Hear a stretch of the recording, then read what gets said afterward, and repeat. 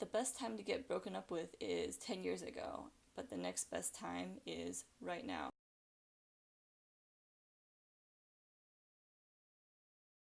If you're watching this video, either you've been just broken up with or you're a real homie watching my video, in which case, thank you.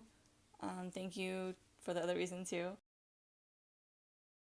If you search YouTube for how to get over a breakup, all the videos seem to be based on the same bad assumptions. They have you emphasize the negatives of that person for you to realize he wasn't that great anyway. In hindsight, I mean, what was we thinking?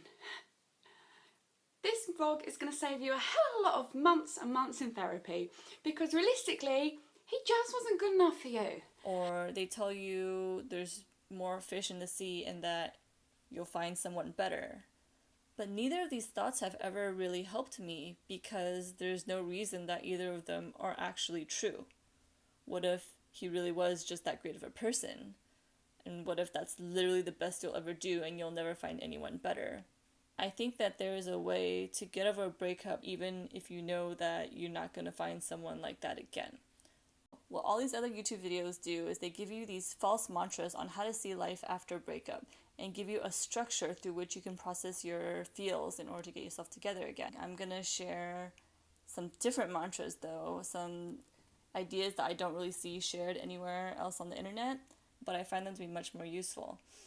Basically, I'm presenting to you a new perspective through which to process your feelings, and the psychology term for this is cognitive distortion, which is meant as a negative thing, but the idea is to give you a lens to create your own optical illusions about the situation, to kind of distract you and your thoughts until enough time has passed for you to suck it up and remember who the you are. First idea, realize that the person you like doesn't exist anymore. This 3D space, this is you, this is him, and then you move through space, right? We only go this one way because we can't go backwards yet. And the idea is that the person back here isn't the same as the person in the present.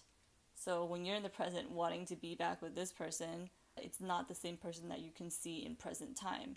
And how do you know that the person in the past is different from the version of him now? Well, you can tell that it's an aspen tree because of the way it is. Him in the past, but if you look at the version that you see of him now, this is a different person because he's missing the component where he wants to be in a relationship with you. Like, we are not machines where you can just change one variable and everything else is the same. It's like more of a system where there's other things that get affected.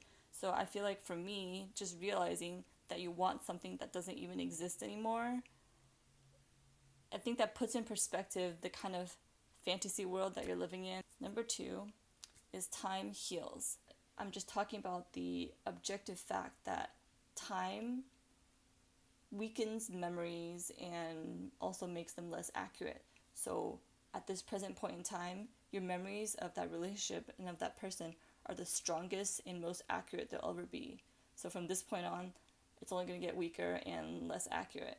So if you're sitting around wondering why it is that you haven't gotten over them yet, you have to realize that literally time has to pass for these memories and thoughts to fade. So instead of constantly reevaluating yourself and thinking about why you're not over it yet, just realize that you have to just wait for the time to go by in order to move on. Number 3, I call no time like the present. This is the idea that the breakup was going to happen eventually. Before you say it didn't have to, let's look at what happened. It was going to happen eventually because it did. You're here watching this video, it happened clearly. The relationship wasn't as crazy strong as we thought it was.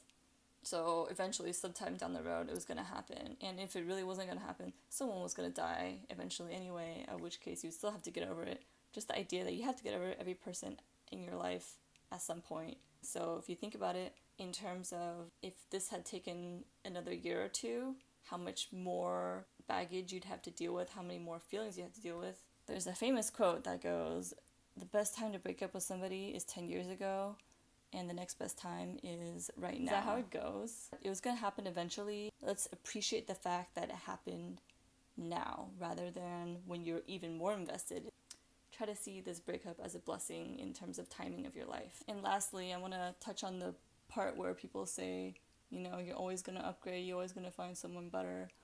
I think the thing people are scared of is they feel like the other person is like so much better than them, or they're just like amazing, you're just never gonna find anyone like that again. And you gotta like look within yourself, right? So if you look at your own level of litness, if your litness is not on par with their litness, then I don't know, maybe you just got lucky or something. But if that's really the case, why do you think you deserve someone who is more lit than you?